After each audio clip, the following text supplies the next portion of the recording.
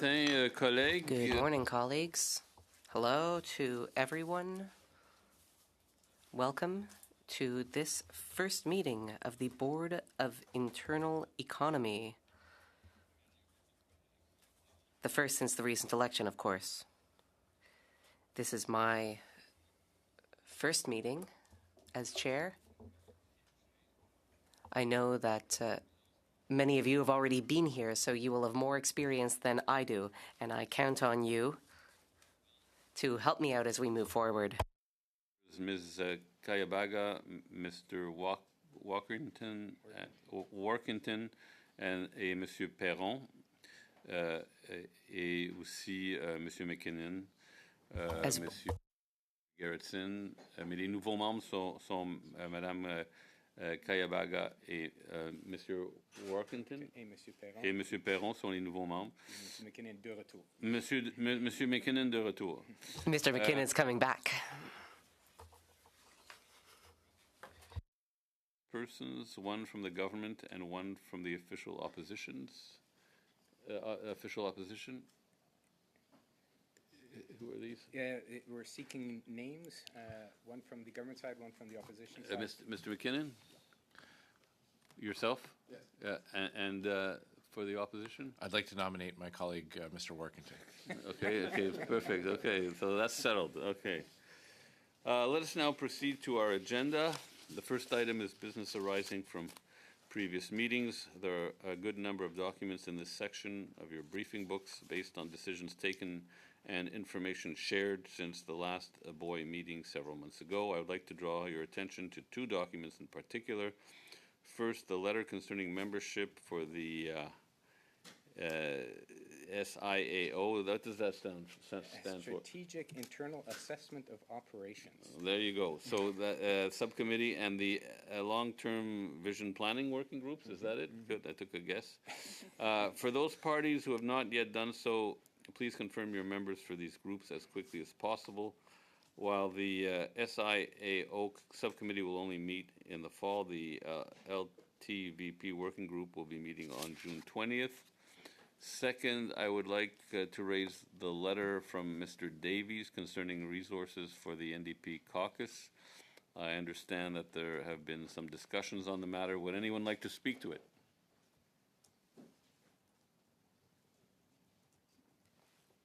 No?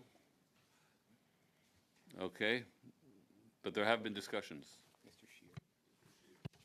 Could somebody maybe just summarize and walk through what the exact ask is, just to kind of get the conversation going? No, it's not actually Mr. Scheer. I followed up with Mr. Davies further to his letter, and he indicated to me that he had spoken to each of the House leaders. He was not seeking to appear before the BOI. He would not have a submission, but that he spoke to the House leaders regarding his proposal, and he left it in your hands. But I'm not privy to what he was proposing. Mr. McKinnon. Pour notre part, nous sommes certainement disposés. On our end, we are willing to discuss an interim solution to the current situation. I don't know if talks have advanced enough for us to have a debate on it now, but I believe this should remain a live issue.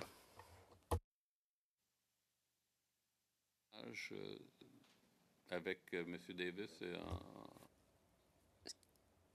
So talks with you and Mr. Davis? On our end, we remain willing, but there was no conclusion reached. There's no report you can make. Formal proposal to even adopt today, even if there was consensus. Okay. There have been discussions, and we're open to considering it, but I don't think we're in a position to adopt something as a board today. Okay, so Monsieur Perron. Mr. Perron, we have begun looking over possible amendments on our end, possible permanent amendments that would make it so this sort of situation does not reoccur. But currently, we are not able to present you with anything. We'll have to come back to you. We might be proposing significant changes. All right. We will wait for a proposal, and then we will have a debate on it. Lastly, I wish to report to the Board, pursuant to subsection 52.12 of the Parliament of Canada Act, that my predecessor as Speaker provided the required certifications on behalf of the Board during the dissolution period for the issuance of Governor General special warrants for the payment of expenditures for the House of Commons. This information was previously communicated to board members through letters dated March 24th and April 16th. So, as I understand it, we will now move on to item 2 on the agenda. We will now discuss the LTVP working group. We'll have an update, and our presenters from the House of Commons are Mr. Tom Kimmich, Chair, Working Group on the LTVP and the Centre Block Rehabilitation, Benoit Dicker, Chief Information Officer, Public Services and Procurement Canada, Jennifer Garrett, Assistant Deputy Minister. Floor is yours. Thank you, Speaker. So I have a statement to read out, so bear with me while I go through the notes. I'm also new to this committee, so here it is. So as a new chair of the LTVP working group, I would like to first begin by thanking Chris D'Entremont, who for his leadership and contributions during his tenure as chair. I'm here today to update the board on the progress of the Centre Block Rehabilitation Program and the work of the working group since we last provided an update on May 2nd, 2024. There have been regular meetings to review detailed information on several topics under the LTVP, and we are seeking the board's consideration and approval on 2 of those items today. This will keep the approval process for key decisions in line with the project schedule. In that regard, we are seeking the board's endorsement on the following key items. 1, that the board endorse that the House of Commons long-term requirements are reflected in the 2024 update to the long-term vision and plan, and that the proposed guiding principles and frameworks support the House of Commons requirements for the parliamentary precinct and campus. Endorsement of a dedicated space in the Centre Block 4th floor central courtyard infill as an Indigenous cultural ceremony space. La vision et le plan à long terme original a été élaboré et approuvé en 2001, mise à jour pour la dernière fois en 2006. The long-term vision and plan was last updated in 2006. The LTVP is a framework for the rehabilitation and modernization of Canada's parliamentary precinct campus. It is delivered by Public Services and Procurement Canada, PSPC, in partnership with parliamentary partners. Several of the principal objectives of the 2006 LTVP will soon have been completed, and the rehabilitation of Centre Block is well underway. In 2017, PSPC was charged to update the 2006 version of the LTVP with an overarching goal of transforming the current precinct into an integrated campus for Parliament. The 2024 LTVP is the culmination of these efforts, providing the direction to guide changes now and over the next 50-year planning horizon. The 2024 LTVP also provides the flexibility to react to new opportunities and unforeseen situations. It aims to coordinate individual projects within the larger campus context, while also allowing for interpretation and evolution. The working group has reviewed the guiding principles and key frameworks in the plan, and their feedback has been incorporated. The working group is satisfied that the proposed updated version of the LTVP takes into consideration members' needs to support their work in the Parliamentary Precinct campus. A copy of the final document was included as part of your briefing material for today's meeting. The LTVP update also addresses key operational requirements, including parking. The working group reviewed the parking framework and recognized its importance in maintaining safe, efficient, and accessible parliamentary operations. The plan outlines that a minimum of 123 surface parking spaces must be maintained in close proximity to the center block to support operations. It also emphasizes that parking design must consider evolving needs such as an increased number of members, security, and accessibility, including compliance with the Accessible Canada Act.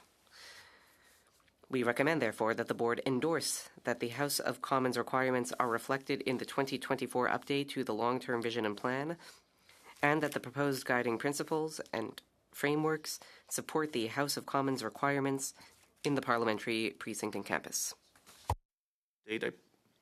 My predecessor provided to the Board, you had asked that the working group reconsider the use and naming of the dedicated shared space on the 4th floor of the central courtyard infill in center block. The Board did grant approval for building design to progress in support of such a space, but felt further discussion was needed regarding its name and future use. The working group took note of the status update and recommends that the proposed space on level 4 of the Hall of Honor infill be dedicated to Indigenous ceremonial activities. The working group further recommends that we return to the Board closer to the center block completion with a recommendation for an endorsement of official name for the space. In conclusion, I would note that the working group has been actively engaged in discussions and consultations on center block chamber seating options. This key decision is complex. The need to remain with the heritage footprint while accommodating future members presents a substantial challenge that will require changes to how we function in the chamber today. All party caucuses have been consulted and have begun testing real-life mock-ups to inform development. Once viable options are available, the Board will be engaged. Autre point en cours, nous planifions. A further point, planning is also underway for a meeting with Senate colleagues to discuss a potential single-phase rehabilitation of the Confederation Building. The working group remains confident that the long-term needs and operational requirements of parliamentarians are being thoroughly addressed across all LTVP programs. To maintain strong engagement, an email was sent to all parties requesting that House officers designate caucus representatives for the working group. The proposed forward agendas for the fall-winter 2025-2026 sessions are included in your BOY meeting materials. A June meeting of the working group is scheduled, and I would now be happy to take your questions. And there are also people on my left and my right who would also be happy to answer your questions. Thank you. Thank you, Mr. Kimmich. Any more questions? Mr. McKinnon, followed by Mr. Scheer. Thank you, Chair. Thank you, Mr. Kimmich. And welcome to the working group, to all of its participants, past and present. I know that you'll have your work cut out for you.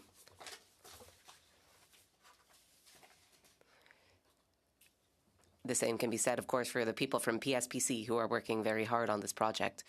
Now, my understanding was that a number of decisions must still be taken and reviewed in the coming weeks and months. This is a highly important project.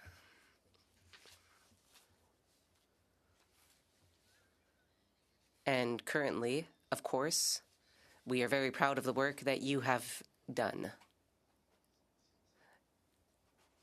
And we approve of the initiatives that you have just described.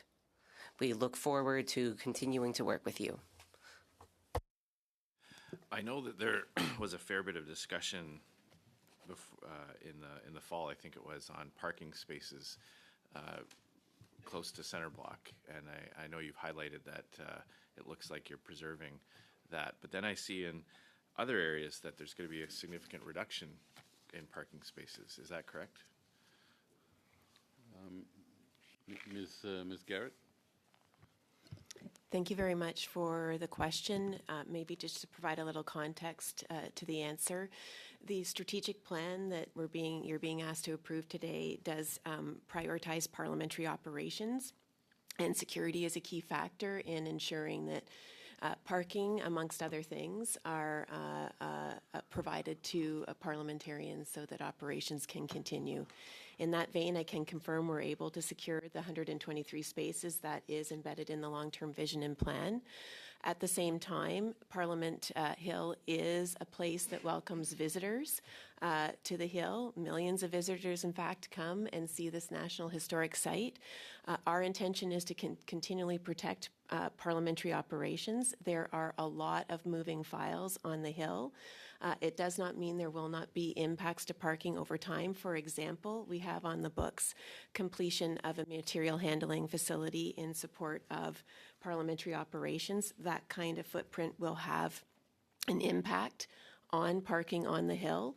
The exact number to be determined is not known at this time, but rest assured, we worked very closely with the parliamentary administrations to maximize the parking, privilege parliamentary operations and parliamentarians parking, and at the same time continuing to move the program forward that is essential to support broader parliamentary operations. So we believe we've protected parking prioritization within the plan. We just have to keep working together with the parliamentary administrations to minimize parking impacts as the long-term vision and plan rolls out and the projects associated with it. So is that a yes? So we'll do our best to maintain it. I cannot promise the board there will not be reductions to parking, but those reductions would be sacrificed at the full endorsement of Parliament and the parliamentary administrations, and in accordance with delivery of program requirements that support parliamentary operations. I think, though, in fairness, it's not that you can't commit that parking won't be reduced. It's that you're planning on reducing a great number of them. If I look at the pictures that you've got, I think it's on 123, all the parking spaces behind Confed and Justice are going to be turned into green spaces. That's on one of the diagrams here. Which page is it? 123. Garrett? So we are planning to balance green space, but Confed is an active parliamentary building, and it is in the location where Confederation will go under rehabilitation. As an example, it is the worst performing building in the portfolio and requires rehabilitation in the mid-2030s timeframe. So the parking spaces adjacent to it will have to go down as part of a rehabilitation program for laydown area to support the rehabilitation of that building. Material handling, the future material handling site is also in that proximity. So I would promise you that we are not going to prioritize green spaces over parking spaces, but what we may have to prioritize in collaboration with you and with your endorsement is realignment and potential reduction of parking on the Hill in support of project delivery to revitalize your campus. Well, I'm looking on page 73, and I mean, I know this is an artist's concept probably, but this is a massive reduction. This would be a massive reduction in parking spaces just for green space. I also note that on page 72, between 2024 and the early 2030s, PSPC forecasted approximately 1,500 parking spaces. More than 50% of the required supply will be relocated. Now, it's one thing if you're going to be doing construction and so you need parking spaces to park heavy equipment, but it's another thing if you're planning on permanently converting existing parking into other uses. And when it says relocated, I'm not aware of any plans to build extra parking capacity. So what does relocated mean? And how do you square what you just said about how you're not going to purposefully reduce parking if in the document that you've provided it's forecasting a 50% reduction? That's pretty substantial, especially as we've added seats in the last two redistributions and likely to again in the next one. Ms. Garrett? So I'll go backwards to go forward. So the total parking requirement there supports not just parliamentarians, it also supports the parliamentary administrations.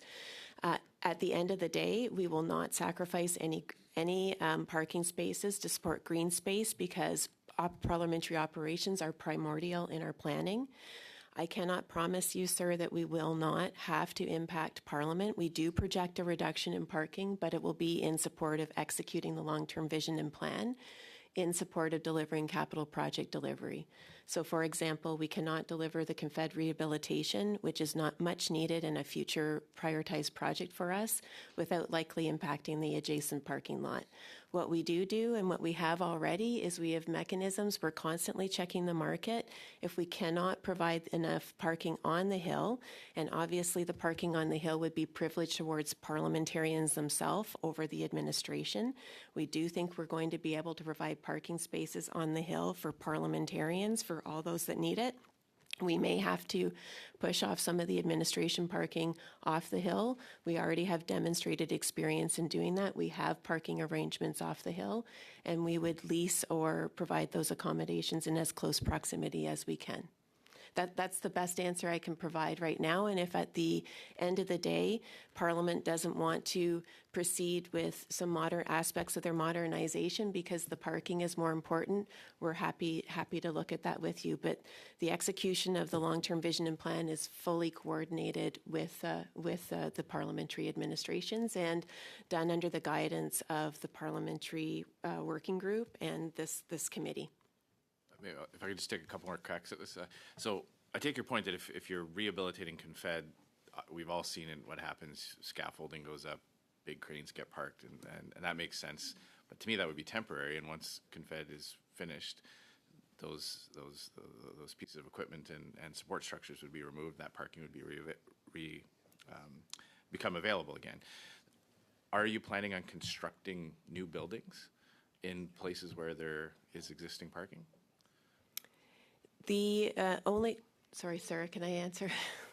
The only new building that is planned right now on the north side of Wellington, in other words, on Parliament Hill, other than the rehabilitation programs, is the future material handling node. And it is sort of to the west in behind Confed building. And we don't know the actual laydown of that, but it could have an impact to numbers of parking ultimately. But is the only planned building under the long-term vision and plan on the Hill right now. So that should be the only thing that would remove parking spaces then. Over the long term, yes. So where does the 50% of existing supply go for one building? Well, we expect, sorry, are you okay if I just keep answering? Okay. We expect to be under, so the long-term vision and plan is, it's been a multi-decade undertaking. It's the construction of the Canada's Parliament Welcome Centre and the Centre Block, as well as the launch of Block 2, were the pinnacles of the last update. But we're not finished with the modernization of parliamentary operations. The future state of putting campus infrastructure, think things like tunnels, material handling, completing the rehabilitations of core assets like Confederation and the East Block will take more than a decade and cover the timeline that is covered in this update. And so it is really those construction efforts and that modernization effort that we believe over the course of the short to medium term, and I'm couching medium term as the 10-year time frame, will be the parking impact.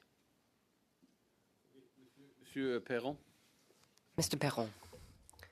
Hello, everyone. Hello, Chair. And welcome to the Board of Internal Economy. This is also my first time, so hello, everyone. I'm very glad to be here with you. To begin, I would like to commend you for your very high-quality work. As I was going through the documents, I realized that the planning had been done in a very serious, exhaustive way. It was well thought out and well argued, so thank you for that. Hats off. On the one hand, I would be willing to approve the decisions at this step. I'm also happy to learn that a space will be set aside for Indigenous peoples. We very much agree with that. just to make sure, you just had a long discussion with Mr. Scheer about parking, and I just want to make sure I understand correctly.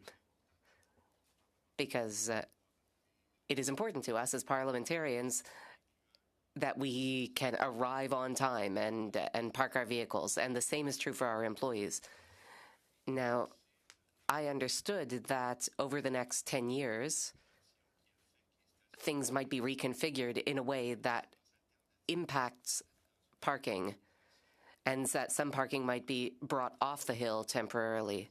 However, 123 spaces would for sure be kept north of Wellington.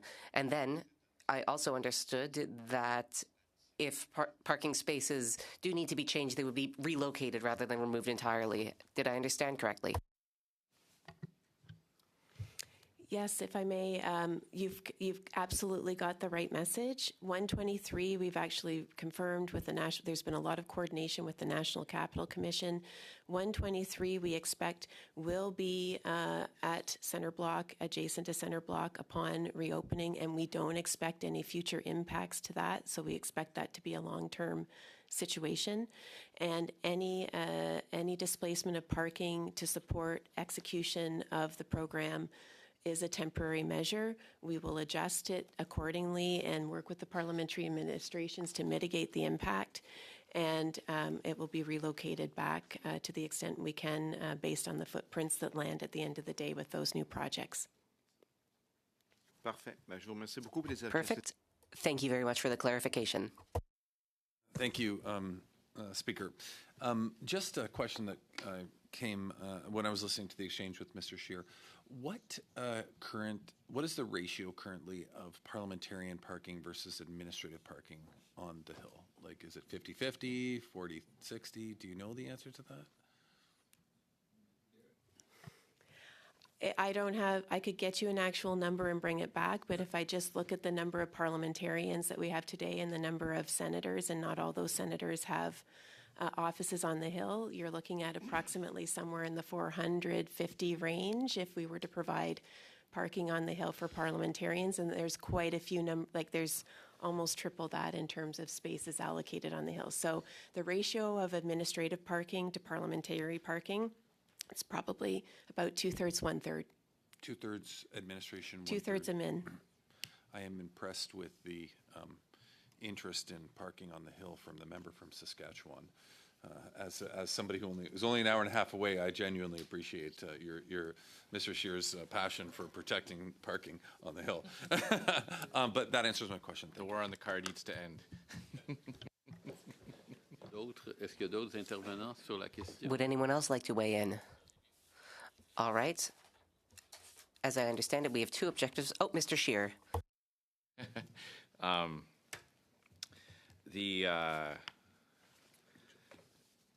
On page 110, there's a quote saying vehicular circulation on Wellington Street must be reassessed.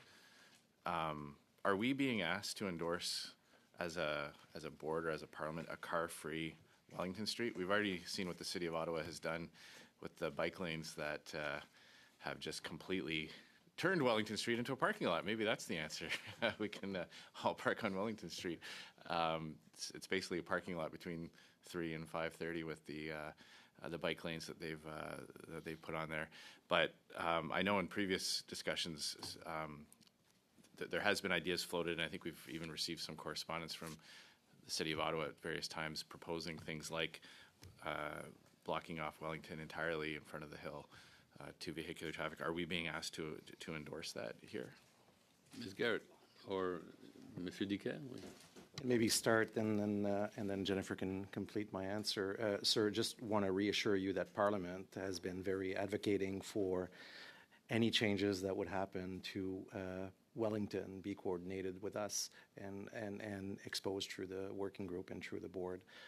There, as you know, there's many stakeholders in this equation, not just PSPC, but friends at the National Capital Commission, and there seems to be sometimes a misalignment between the different plans that target these areas. So this is continues to be a source of concern for the administration on our side, and we're working extensively with our partners at PSPC to try to address some of those misalignments to ensure that, again, as the plan is built right now, prioritizes parliamentary operations and security over other plans that, such as the NCC Core Area Plan and these other plans that might have a different, might have a misalignment with those target objectives on our side. So maybe Jennifer, you want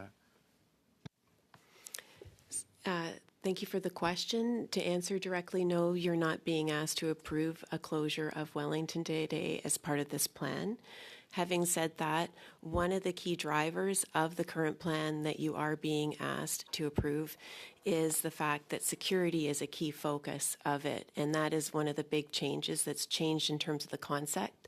The other thing that has changed, which is key in terms of where the long-term vision and plan is heading, is with the growth of Parliament under the Fair Representation Act and with the capital program that's ongoing, whether it be Block 2 redevelopment or the Centre Block redevelopment program, about 50% of parliamentarians, when those projects come back online, will be located south of Wellington.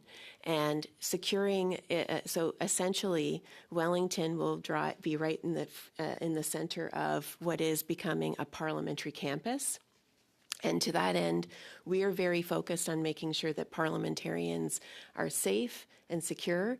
And so, so I think it is fair to say that from an executive branch perspective, PSPC has been in negotiations with the City of Ottawa to potentially acquire Wellington in the 3 city blocks that are adjacent to Parliament. It would, in our view, create an enhanced security posture for Parliament. Those negotiations remain ongoing, and the plan is flexible one way or the other, whether or not the street is acquired or not.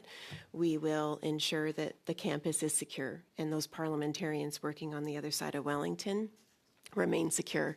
And for example, the tunnels plan that's envisioned is a mitigating measure to that. Hopefully that answers the question. Thank you. So is it the stated purpose of PSPC to acquire Wellington Street? Is that, or are they in exploratory phase, or is it an actual objective that the government's trying to pursue? Ms. Garrett? We're in explorations with the City of Ottawa, and we keep the parliamentary administrations well informed of those explorations.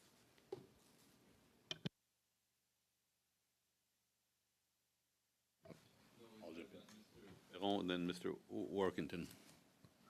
Oui, merci beaucoup, Monsieur le Président. Thank you very much, Chair. Ms. Garrett or Mr. Decaire, on the same point,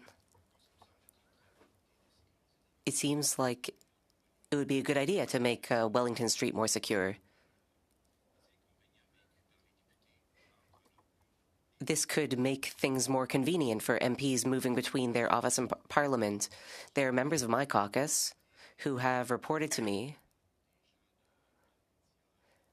that there are people from the alternative media who can be a touch aggressive, almost physically aggressive, towards them while they were on their way to their office.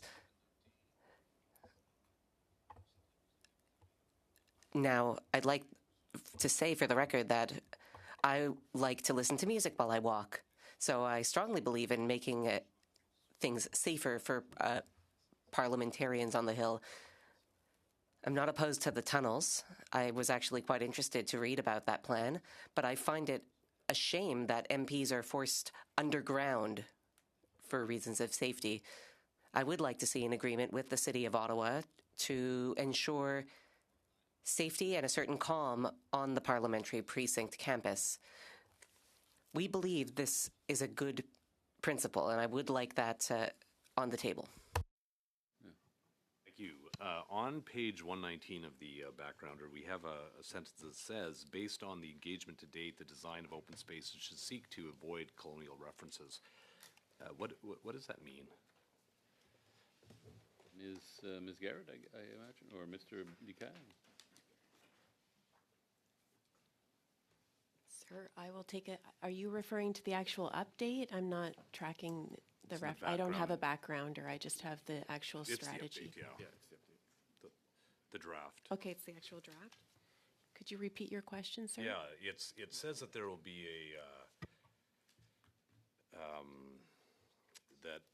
will be an effort to seek to avoid colonial references with regards to the open spaces. Does that talk to, is that code for removing statues or architecture? Ms. Garrett?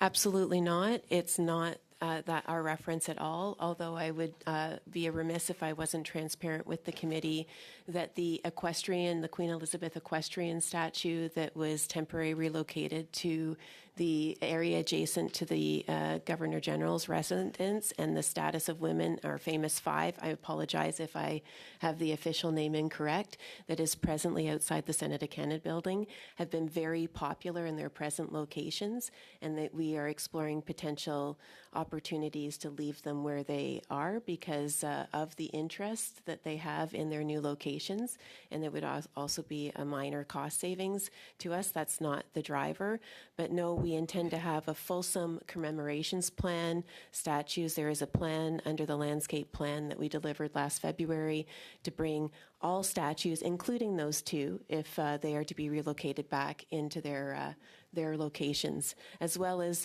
additional spaces for future commemorations. So we've established what this is not meaning. What does it mean? So Parliament Hill rests on Algonquin territory. Part of our approach to reconciliation is to, and where we are in terms of a modern parliament, is to try and tell stories from all Canadians, all representations, and it's just a reflection that tries to represent a broader view and diversity of potential opportunities for the Hill. Mr. Scheer, then Mr. Perron. Can you give an example of something that would qualify as a colonial reference?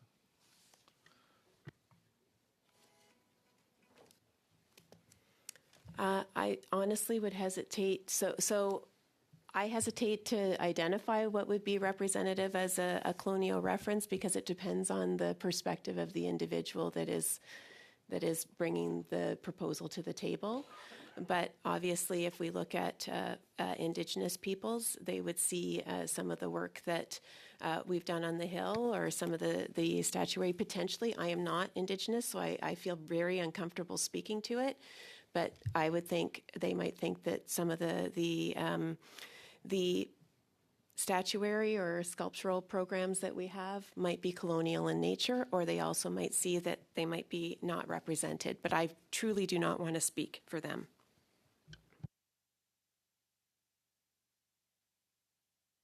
Oui, si je peux me permettre, en tant que... If I may, as a history teacher, if I could respond to Mr. Scheer.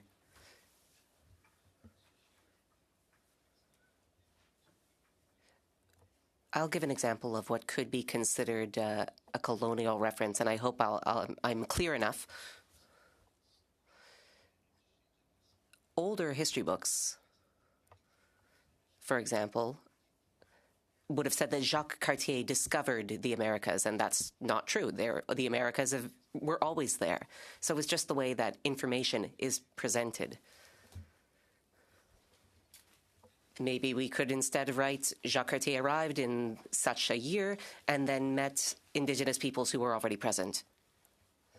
And correct me if I'm wrong, Ms. Garrett, but I believe this is a matter of how information is presented without erasing history. That's why I wanted to raise my hand. I just wanted to make sure that we do not erase history, but we do look at ways to present history in a way that respects all the various nations present in Quebec and the other provinces as of 2025. So it's just a matter of how information is presented, presenting information in a way that is not, say, offensive to First Nations,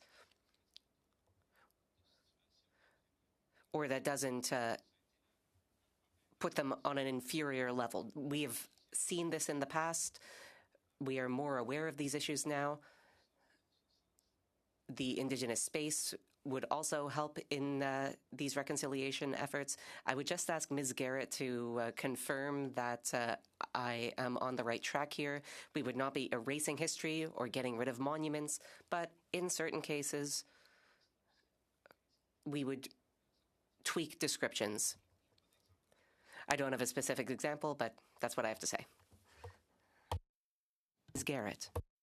Absolutely. The situation is more about augmenting our history. And honestly, for example, if we were going to reinterpret an interpretation, and this is where I will rely on House of Commons administrative colleagues, it would not be in actual PSPC's purview to do that.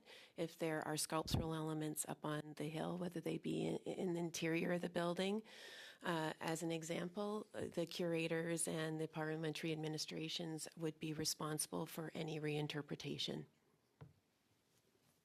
Mr. Workington.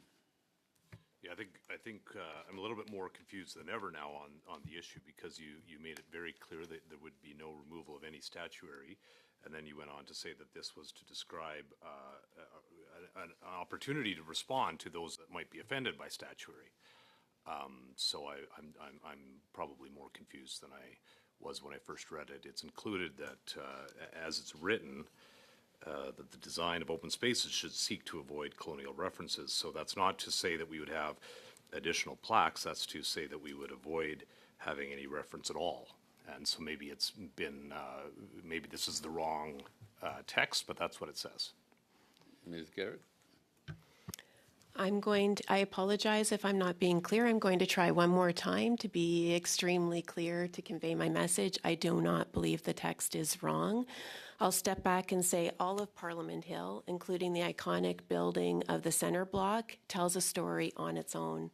The building is beloved to us, to Canada, the commemorations on it, the sculpture in it, and all the ancillary buildings are part and key of Canada's history and story to date. As we move forward as a nation, one of the ideas that we're trying to instill is to make sure we are a democracy that is filled with Canadians from various backgrounds. Indigenous from other places, we all make up Canada. And part of the role that we're trying to play, totally under the authority of the parliamentary administrations and Parliament, is to try and tell Canada's story in this place. And the good news is that the building, the landscape, will provide those opportunities to tell those stories. Parliament will have full approval authority on what those stories are. It is within their purview to identify the themes and the storylines associated with them. But part of the principles that we have been working on together is find things that bring Canadians together, not separate us. So when we talk about where we're headed on the Hill, and for example, I'll give you the design approach that we're taking for the narrative for the new Parliament Welcome Centre. It is really design thematics that when any Canadian comes to visit, that they will see themselves connected to this place, regardless of where they're from in this country or what their background is. And so the goal that we see is for the designs that we're pursuing and the decorative framework that comes with them, which again is done in collaboration and under the purview of Parliament, is under that context. It is simply that. It's no more. Mr. Garrison and then Mr. Scheer. Just very quickly, I would just say that, in the spirit of this discussion, I think of Bellevue House in Kingston. Bellevue House was one of Sir John A. Macdonald's homes. I grew up going there throughout elementary school. We would go to Bellevue House and learn about the history of Sir John A. Macdonald and the creation of Canada, and et cetera, et cetera. About 5-6 years ago, I think it's under the purview of PSPC, but it was Bellevue House was completely remodernized because it, quite frankly, was very old and needed to be. And at the same time, the opportunity was taken to update the history in terms of the presentation of the history, not in terms of changing history. And an incredibly good job was done by, I hesitate to say PSPC, but by the federal government in collaboration with Indigenous communities to tell a more a more full story of what happened in our country's history, Sir John A.'s role in that, Indigenous communities' role in that, rather than a story that started 175 years ago, a story that started much earlier than that. And for anybody, here's a shameless plug for visiting Kingston. But if you ever have the opportunity and you're in Kingston, you want to see a great way that story has been presented in terms of what the Indigenous contribution was to Kingston, in conjunction with the good, the bad, the ugly of Sir John A. Macdonald, and how I would encourage everybody to see that. And the reopening of it was well received from historians, from Indigenous peoples, and it is one of the showcases in the city of Kingston in order to tell that history of Canada. If it's anything, if you're able to present in any way like was done there, I think that it would be quite successful. Mr. Scheer. You had mentioned that the statue of the late Queen Elizabeth II on the equestrian statue is very popular where it is now. How do you measure that, and how do you measure that against how popular it was when it was on the precinct? And supplementary question: who owns that? Is that owned by the Parliament of Canada? Is it owned by Heritage, Public Works? Ms. Garrett? So we're taking our feedback from actually the Governor General and the National Capital Commission. So the Queen Elizabeth, actually the former Governor General, had actually requested that the statue remain, given the amount of popularity that people had and the feedback that they were getting for visitors to their site, that it seemed to be the appropriate home for it. So we're taking our cue from that. We've revalidated with the current administration of the Governor General. And there are efforts underway to do the appropriate check-ins to see if this is something that should be undertaken. Should we return the statue to the Hill, or should it stay where it is? That was actually done in consultation with the working group. We did a check-in before we initiated those engagements. To be quite honest, I'd have to come back to you, sir, on actually who physically owns the statue. I've been very focused on the approval process to make this happen. What I can tell you is actually the approval of Buckingham Palace was required to relocate the statue to its temporary location, and the approval of Buckingham Palace would be required to return it back to the Hill. But we could come back to you. PCH has a big role in commemorations on this hill, but the statues are owned by various parties, so I'd have to come back to you on who owns that particular statue, and happy to do so. Yes, would it be possible to send a note to the committee with answering these questions with the historical context? Very fascinating, actually. If there are no further questions or comments, I think we can, inaudible for the interpreter.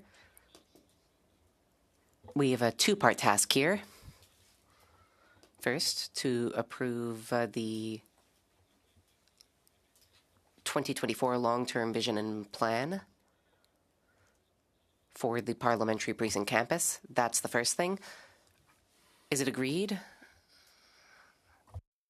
Before we take a decision here, I would maybe like some assurances that because of the ambiguity about some of the terms that were used might mean, my colleague from Kingston brought up a very specific example that he hoped would inspire this long-term vision planning with Bellevue House. There was quite a lot of controversy around those changes and some of the characterizations of John A. Macdonald that certainly was not a unifying presentation of our first Prime Minister. So I guess my question would be, will there be future opportunities for this board to weigh in on as things get finalized? I understand that there's a lot of spending that is required on this plan. We don't want to hold that up and increase costs on things that we all agree on, hard assets and refurbishments of buildings. But when it gets into things like the number of parking spaces, exactly what avoiding colonial references might mean, will this board have opportunities to weigh in on before plaques get installed and parking spaces get torn up? My understanding is that that discussion would come through the subcommittee and then back to the board. Alors, c'est ça. Est-ce que So there you have it. Do we provide our approval to the 2024 long-term vision and plan? Is there consensus? Some kind of message back to the various stakeholders who are working on this that a planned or at least a stated possibility of a reduction of parking spaces by 50% has raised serious concerns, and that is not something that we would like to see happen by accident. Je crois que c'est raisonnable. Alors, on pourrait inclure ça dans. That sounds reasonable. We could certainly include that in the minutes. The second task before us is to approve the dedicated space for Indigenous cultural ceremonies. Is it agreed? Everyone is nodding, I see. Okay, it appears we have consensus on that as well. We will now move on to item number 3. Item number 3 is an update of the acceptable use of information technology resources policy. I will now give the floor to Mr. Dicaire.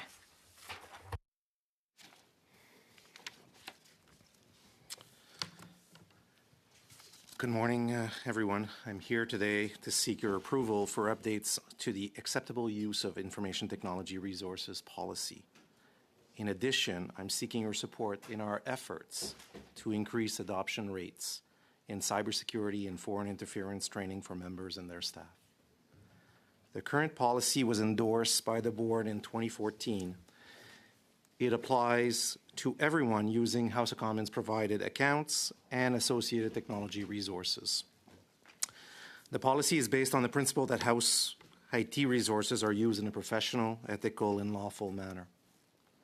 Its objective sets the direction to proper use of House technology resources by all House provided account holders and sets clear standards for users to follow while contributing to safeguarding the House confidential information, maintaining data integrity, and bolstering the overall cybersecurity posture in support of parliamentary operations.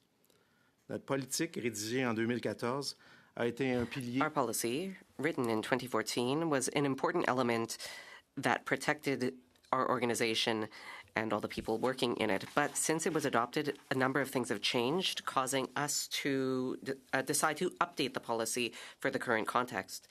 Among them, our technological environment has changed a great deal. Cyber threats have also changed due to foreign interference and the rise of social media. The rise of artificial intelligence has changed the way we work. The Board of Internal Economy has made certain decisions on risky travel through Paravoyage. We have also put in place new policies such as the Information Management Policy, which applies to the House Administration, and we drafted new information security classification standards. This update would reflect the current context. The process for cases of non-compliance with the policy has not changed. Requests. The threat landscape is constantly evolving, and so are the ways we need to protect ourselves and the House to ensure we stay ahead of emerging threats, foreign interference efforts, and maintain a secure environment in support of parliamentary operation. It is critical that in partnership with my colleague, the Sergeant-at-Arms, and our teams, we get your support as members of the board to increase our adoption rate for this type of training, which is currently elective for members and their staff. Our objective remains that members and their staff complete at least once per Parliament our cyber and foreign interference training curriculum. Voilà qui conclut ma présentation. This concludes my presentation. I would be happy to respond to your questions and concerns. Thank you. Are there any questions? Seeing none, it seems that this is approved. This brings us to the fourth item on our agenda. Presentation of the Report to Canadians 2025. Now, we took a lot of time to discuss item 2, and rightly so. So I'm hoping I could get members' approval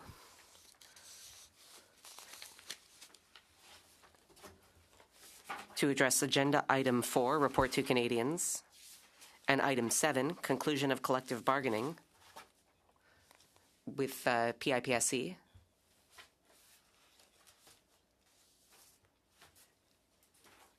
Through a series of discussions with committee members so that we can obtain consensus.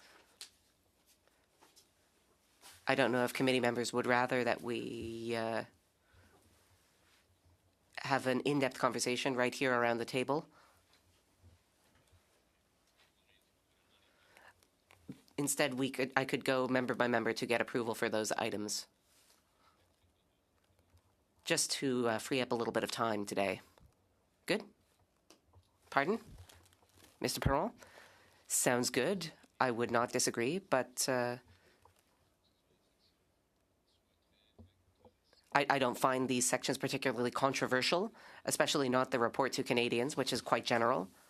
And as for collective bargaining, I'm very glad that this was actually done before the old agreement expired. You don't see that every day, so hats off. And I'd be happy to approve, as long as everyone else has agreed. Good point. Are members willing to approve these two items? So we're talking about 4 and 7 here, yes? Good.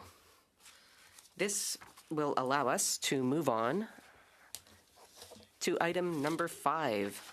Annual Financial Report 2024-2025 and approval to carry over funds to the 2025-2026 budget. Who will give the presentation? Mr. St. George.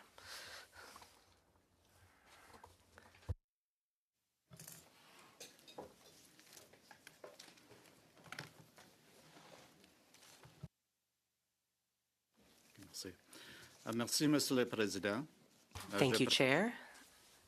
I am here to present the annual financial report of the House of Commons for the fiscal year that ended March 31st, 2025.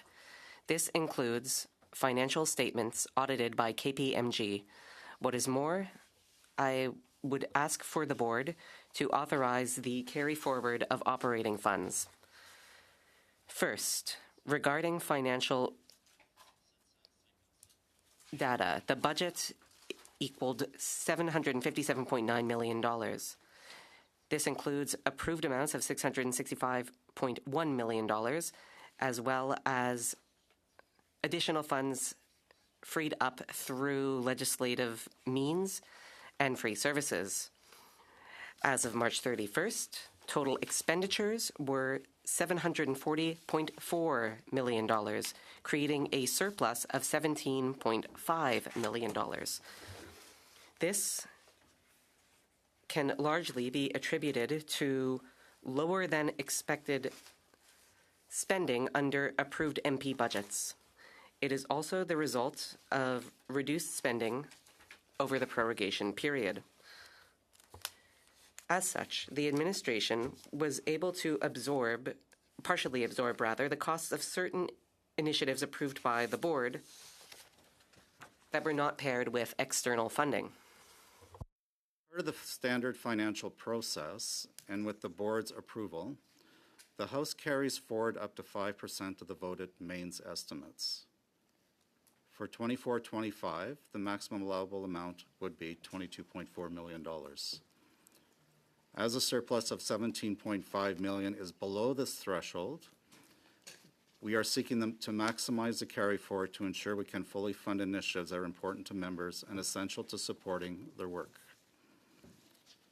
The carry forward will first be allocated to the budgets of members and House officers as per the Mass, and the remainder amount would be allocated to the House administration. The main carry forward amount will be used for initiatives that support members and House operations, such as the client experience and operational excellence initiatives, including My Financials, the new expense management system for members, the constituency office technology life cycling, compliance initiatives such as accessibility, and various other SIO strategic initiatives. There is a gap of $4.9 million between the surplus of $17.5 million and the maximum allowable amount of $22.4. This amount is also necessary to enable progress on several priority initiatives that directly support members.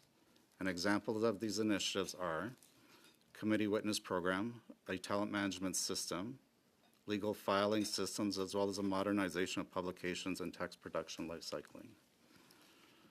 Moving forward with these projects is essential to strengthen the core operations and improve service delivery and meet the evolving needs to members in the institution.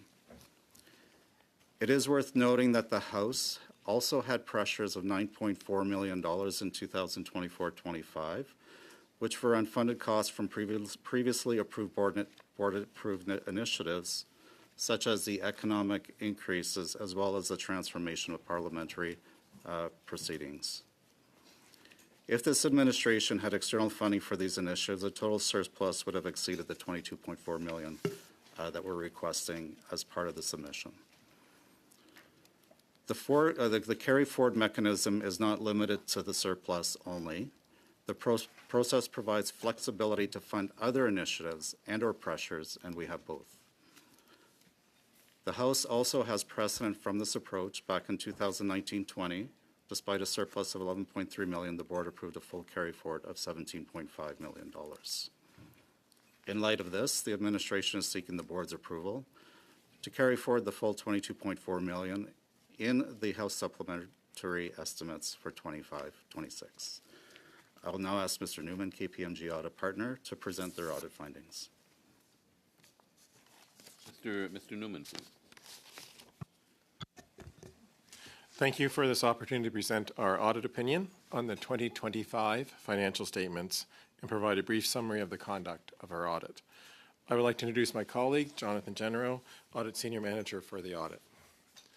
The Chief Financial Officer has presented the 2025 financial statements, which management has prepared using public sector accounting standards. Public sector accounting standards are used by all governments in Canada and are issued by the Public Sector Accounting Board, upon which I served as a member and vice chair for 12 years, ending in 2020. KPMG was appointed through a competitive process as the independent auditor of the House of Commons for a 5-year period beginning in 2024. Our role as your independent auditors is to obtain reasonable assurance about whether these financial statements as a whole are free from material misstatement. The 2025 financial statement audit began with the development of the audit plan, which was based on multiple discussions with management and the clerk. Our year-end audit was executed in accordance with that plan. During our audit, we received full participation from your House administration. All of our questions were answered, all of the required supporting documentation received, and all issues were satisfactorily resolved. We have completed our audit and issued our audit opinion on June 4th, 2025, in our independent auditor's report. That opinion states that the financial statements present fairly, in all material respects, the financial position of the House of Commons as at March 31st, 2025, and its results of operations, its accumulated surplus, and its cash flows for the year then ended in accordance with Canadian public sector accounting standards. This is the third straight year that the audited financial statements were published in early June. I want to commend House administration for implementing the ongoing financial reporting process received to achieve this date. I also thank the board for scheduling this presentation prior to the summer recess during what is a very busy legislative agenda. And that concludes my report. Thank you, Mr. Newman, for your presentation. Are there any questions, comments before I ask for approval of the proposed budget carry forward? Mr. Scheer? Thanks very much. On page 49 of the report, you have a couple of items listed under the $15.1 million to the House administration. One of them is 2.4 million for strategic initiatives. Another one is 2 million for client experience and operational excellence. Can you just give us a bit of a explanation of both of those items? Mr. Newman? Oh, sorry, Mr. St. George. Sorry, new to this. Thank you for the question, Mr. Scheer. What we had included is, part of it is what I mentioned in my speech, is a committee witness program, talent management, the legal filing, and modernization of public systems. However, we also included in there funds to support the SIO, which is really targeted to provide flexibility to the organization as it goes through the reviews of, I would say, the organizational structure, the resource allocation, et cetera, et cetera. The strategic review, or the strategic review was aimed at, as I recall it, having a bit of a deeper dive into some of the growth in various departments in House Admin. So it's going to cost $2.4 million to find efficiencies. As you go through a strategic internal assessment of operations, within there you're going to have consultants to help do the work. But essentially, when the results return to us, there may be costs in terms of executing that plan to the organization, and those have been built in there as a contingency.